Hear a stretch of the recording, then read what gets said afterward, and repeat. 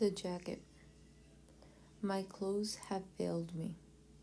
I remember the green coat that I wore in 5th and 6th grade, when you either danced like a champ or pressed yourself against the greasy wall, bitter as a penny toward the happy couples. When I needed a new jacket and my mother asked what kind I wanted, I described something like bikers wear, black leather and silver studs, with enough belts to hold down a small town. We were in the kitchen, steam on the windows from her cooking. She listened so long while stirring dinner that I thought she understood for sure the kind I wanted. The next day when I got home from school, I discovered draped on my bedpost a jacket the color of day-old guacamole. I threw my books on the bed and approached the jacket slowly, as if it were a stranger whose hand I had to shake. I touched the vinyl sleeve, the collar, and peeked at the mustard-colored lining. From the kitchen, Mother yelled that my jacket was in the closet. I closed the door to her voice and pulled at the rack of clothes in the closet, hoping the jacket on the bedpost wasn't for me, but my mean brother. No luck. I gave up.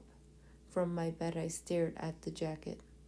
I wanted to cry because it was so ugly and so big that I knew I'd have to wear it a long time. I was a small kid, thin as a young tree, and it would be years before I'd have a new one.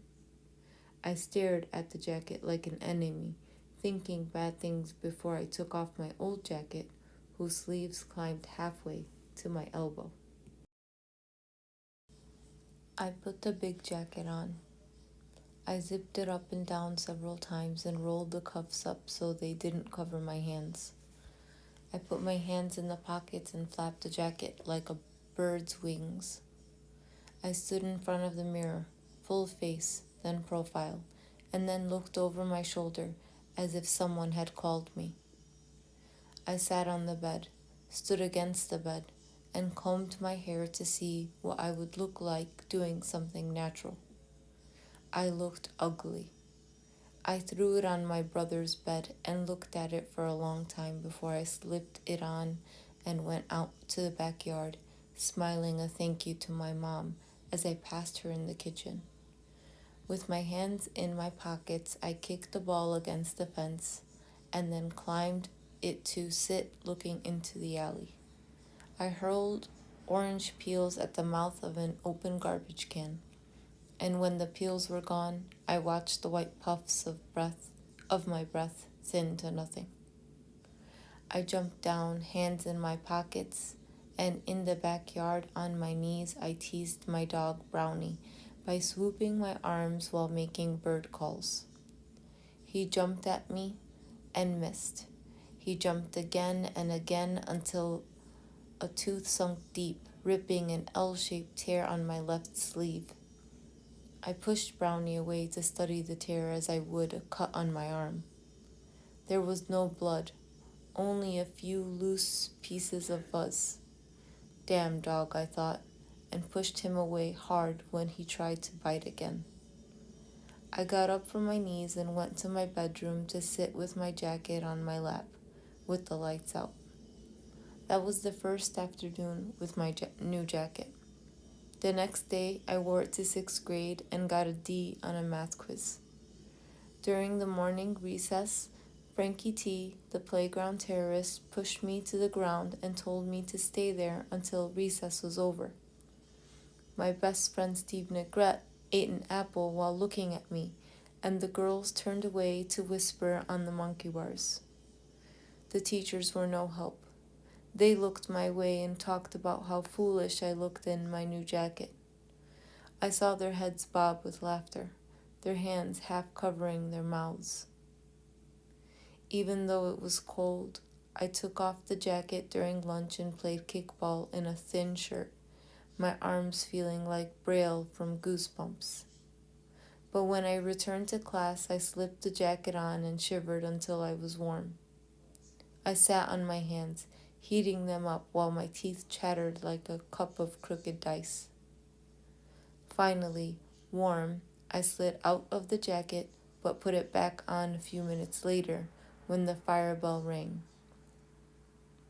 We paraded out into the yard where we, the sixth graders, walked past all the other grades to stand against the back fence.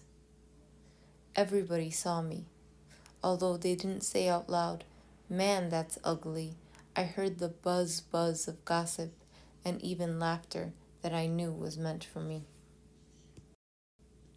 And so I went in my guacamole colored jacket, so embarrassed, so hurt, I couldn't even do my homework. I received C's on quizzes and forgot the state capitals and the rivers of South America, our friendly neighbor. Even the girls who had been friendly blew away like loose flowers to follow the boys in neat jackets. I wore that thing for 3 years until the sleeves grew short and my forearms stuck out like the necks of turtles. All during that time, no love came to me. No little dark girl in a Sunday dress she wore on Monday.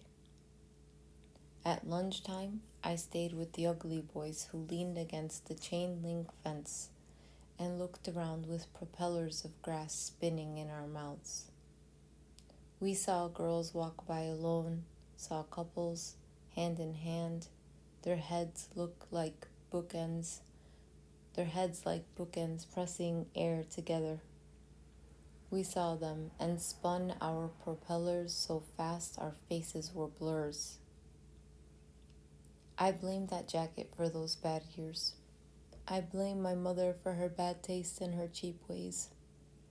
It was a sad time for the heart. With a friend, I spent my 6th grade year in a tree in the alley, waiting for something good to happen to me in that jacket, which had become the ugly brother who tagged along wherever I went. And when it was about time that I began to grow, my chest puffed up and with muscle, and strangely a few more ribs. Even my hands, those fleshy hammers, showed bravely through the cuffs, the fingers already hardening for the coming fights. But that L-shaped rip on the left sleeve got bigger, bits of stuffing coughed out from its wound after a hard day of play. I finally scotch taped it closed, but in rain or cold weather, the tape peeled off like a scab and more stuffing fell out until the sleeve shriveled into a palsied arm. That winter, the elbows began to crack and whole chunks of green began to fall off. I showed the cracks to my mother, who always seemed to be at the stove with steamed up glasses, and she said that there were children in Mexico who would love that jacket. I told her that this was America and yelled that Debbie, my sister, didn't have a jacket like mine. I ran outside, ready to cry, and climbed a tree by the alley to think bad thoughts and watch my breath puff white and disappear. But whole pieces still casually flew off my jacket when I played hard, read quietly, or took vicious spelling tests at school. When it became so spotted that my brother began to call me camouflage, I flung it over the fence into the alley. Later, however, I swiped the jacket off the ground and went inside to drape it across my lap and mope. I was called to dinner, steam silvered my mother's glasses as she said grace. My brother and sister, with their heads bowed, made ugly faces at their glasses of powdered milk. I gagged too, but eagerly ate big rips of butter tortilla that held scooped up beans. Finished, I went outside with my jacket across my arm. It was a cold sky. The faces of clouds were piled up, hurting. I climbed the fence, jumping down with a grunt.